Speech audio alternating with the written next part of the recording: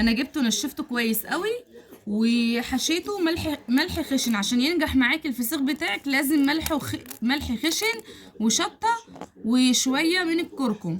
تعالوا كده، وحشينا بعد ما نضفتوه غسلته طبعا تحت الحنفيه وما خليتش فيه ولا نقطه، وسبته كمان يتشمع ان هو ينشف كده زي ما انتوا شايفين كده اهو خالص. تعالى هنا كده وريهم، بصوا اهم انا حطيتهم كده بالشكل ده عكس عكاس. الخطوه التانية عشان تنجحي الفسيخ بتاعك وتخليه كويس في البيت لازم تلفيه كويس. يبقى نضفناه كويس وملح خشن وهنلفه كويس، واول ما هتطلع هوريكم النتيجه وهقول لكم قعد معايا قد ايه.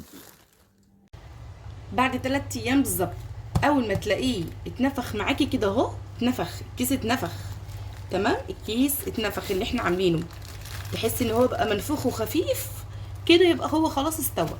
3 ايام، بعد 3 ايام النهارده اليوم الثالث، اول ما لقيته كيس خفيف كده بقى، حاسه ان هو خفيف مش تقيل زي ما انا كنت عاملاه ومنفوخ، خلاص هفتح عليه مش هستنى.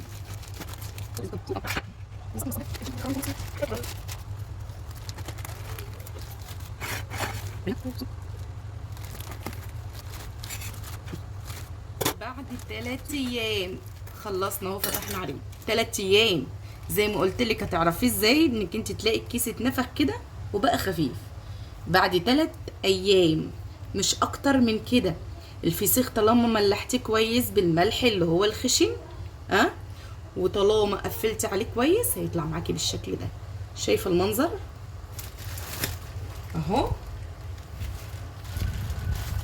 اهو قدامكم اهو، عشان عملته المره اللي فاتت وقعدوا يقولوا لي ازاي الفسيخ يقعد معاكي 3 ايام ويطلع بالشكل ده ازاي؟ امال انت هتسيبيه ايه؟ هتسيبيه اكتر من كده هيضرب معاكي، هتسيبيه اكتر من كده ريحته هتبقى وحشه. بصوا شايفين اهو طالع، هو لا فيه ميه ولا نازز ميه ولا اي حاجه، زي اللي بتجيبيه من بره بالظبط. شايفين شكله عامل ازاي؟ وهنفتحه كمان دلوقتي قدامكم، بس بقى هديله ايه؟ شطفه تحت الحنفيه وهوريكي شكله. وانت بعدهاتي هناك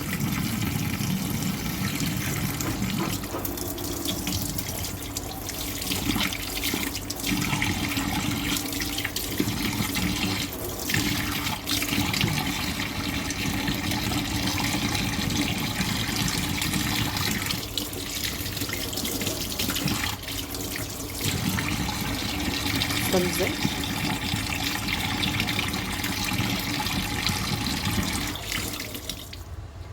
بصي للكاميرا، ركزي بقى للكاميرا بالله عليكي. فتحه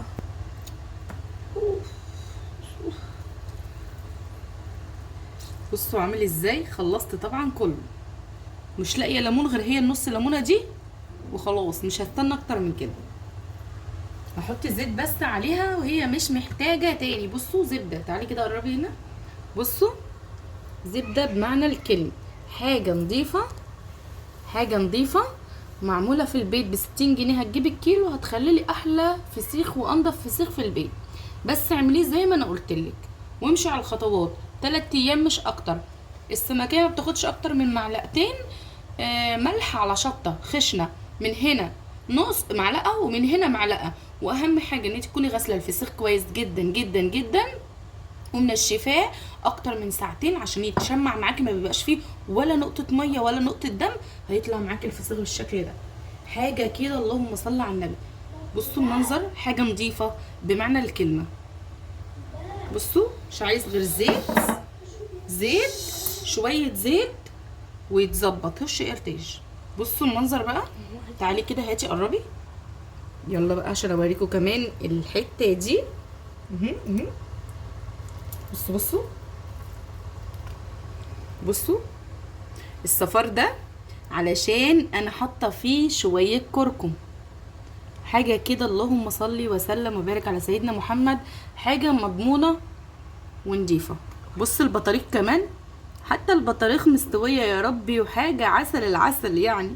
علشان اللي قعدوا يتريقوا المره اللي فاتت على الفيديو بتاع الفسيخ وقالوا لي ازاي بيستوي معاكي لمده 3 ايام، انت اكيد كدابه. لا انا مش كدابه، الفسيخ طالما ملفوف كويس ومحطوط الملح بتاعه المظبوط ومفيهوش ولا نقطه ميه مش هيقعد معاك اكتر من 3 ايام. 3 يوم لازم تفتحي عليه. ليه؟ لانك لو قعدتي اكتر من كده هيضرب وهينزل ميه، ولو نزل ميه هيبقى ريحته وحشه وهيبقى طعمه وحش. تمام.